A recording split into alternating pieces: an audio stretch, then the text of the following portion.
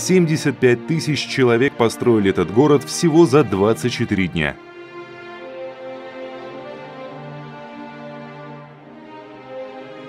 Свияжск. Город-крепость. Уже несколько веков в своем первозданном виде.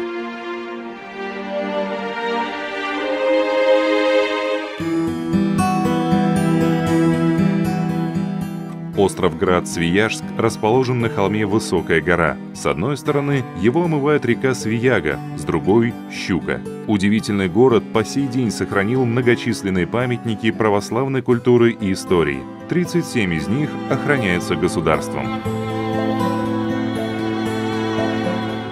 Строили в Свияжске не только укрепления. Первой церковью, появившейся на острове, была Троицкая. Сегодня это единственный в Поволжье памятник русского деревянного зодчества XVI века.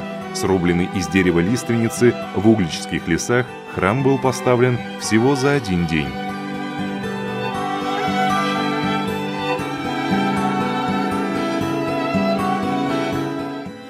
Вторая гордость Свияжска – собор Успения Пресвятой Богородицы, заложенный под руководством зодчих постника Яковлева и Ивана Ширяя, и до сих пор сохранивший уникальные фрески XVI века.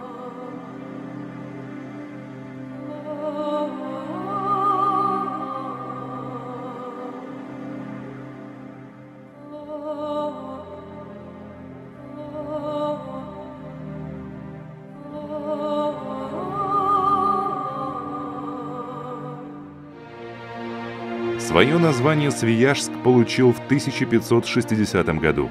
В 1833 году, когда сюда приезжал Александр Пушкин, по легенде, он пришел в неописуемый восторг. Именно так великий поэт и представлял себе сказочный город на острове Буян.